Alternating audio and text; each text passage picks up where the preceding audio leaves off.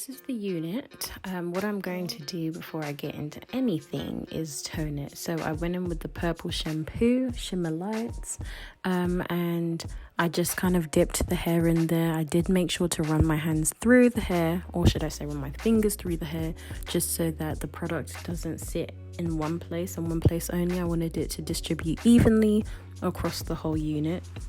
And then once I had finished doing that, I let it sit for a little bit, just maybe a minute or so. I really didn't leave it for long. And then once that was done, I just rinsed it out. And here's pretty much what it looks like. So right now I'm just popping the wig on my head. As you can see, this color, I just said, wow, okay.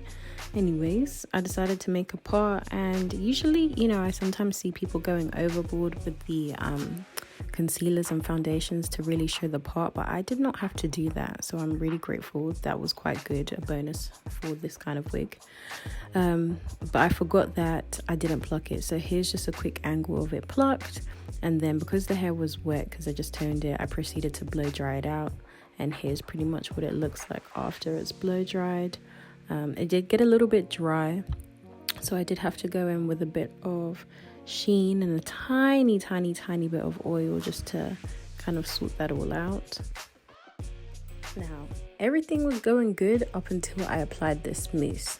You see, right here, this was the problem. I don't know who told me to go and do that, but what you're gonna see is the effects of what happened to the wig. The lace tint seeps through and ended up staining the roots of the hair. So here I'm just like, bruh, I'm gonna fix this. What I'm gonna do? How bad is it? And poor child, it was really looking patchy. You see? Very well. So what I decided to do was go in with a cotton wool pad and some rubbing alcohol and try and, just rub that on the hair. It was helping, but not really.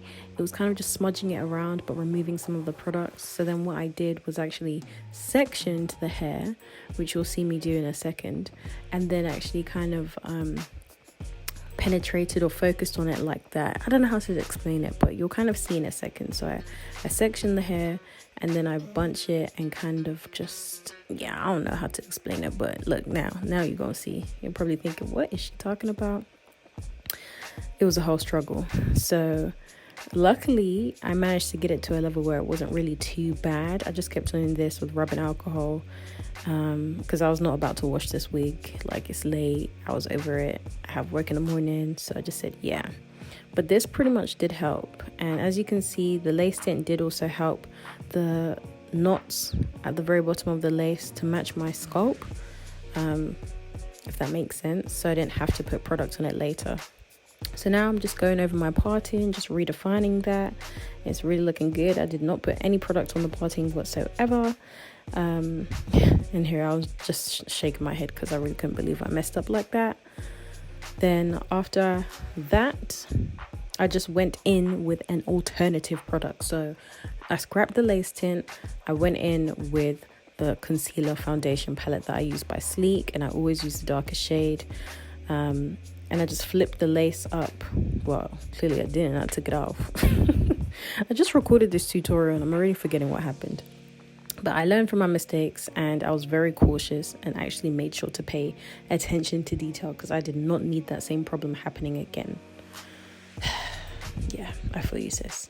So now I'm proceeding to move on to cutting the ear tabs. So I just part a line through, and then I go in with the scissors and cut that right off.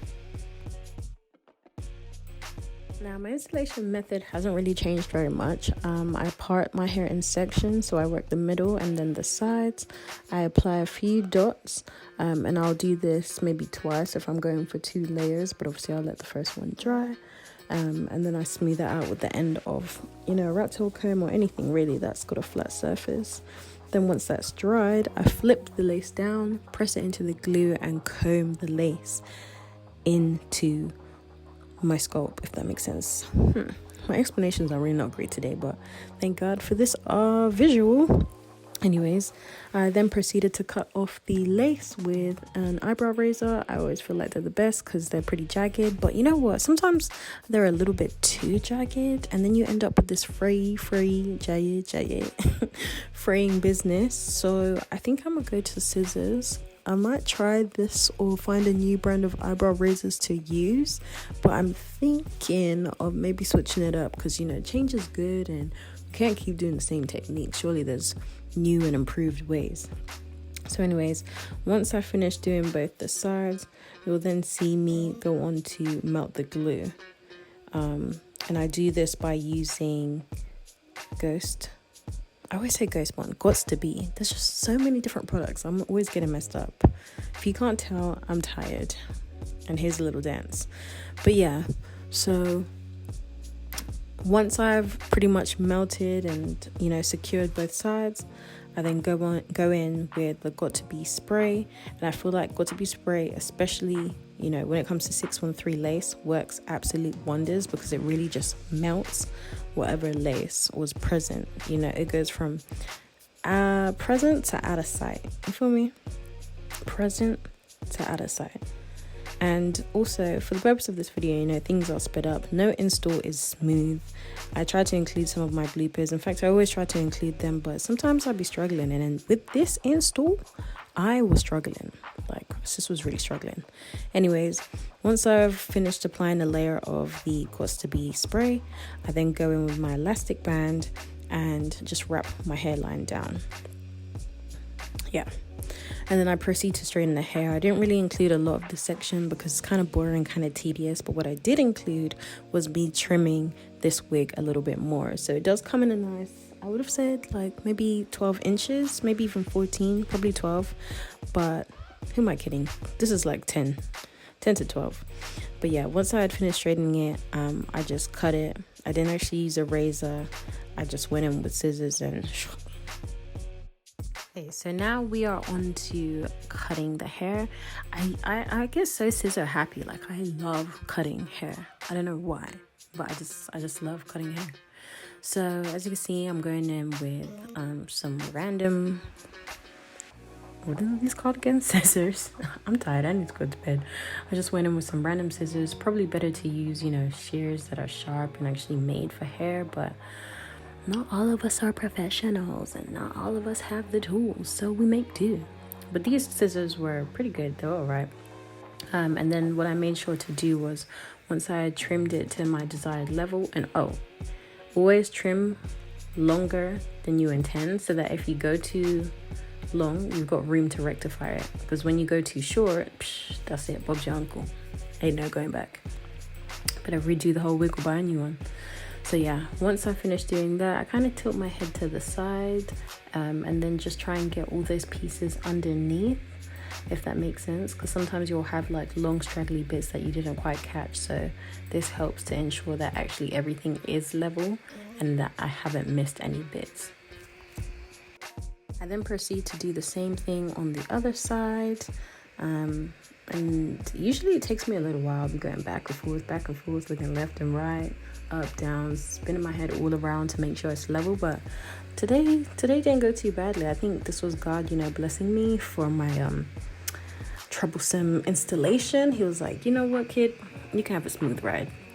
So now that I finished cutting, I'm just going in with my straighteners and bumping the ends ever so slightly.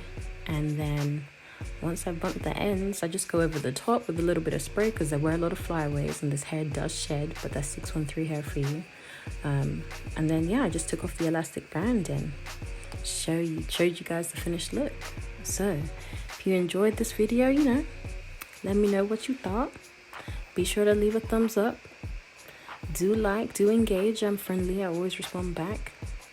And if there's anything that you picked up in this video, let me know. Or if there's anything that you think I might benefit from, do let me know. So yeah, here's the finished look. Thank you guys so much for watching and take care.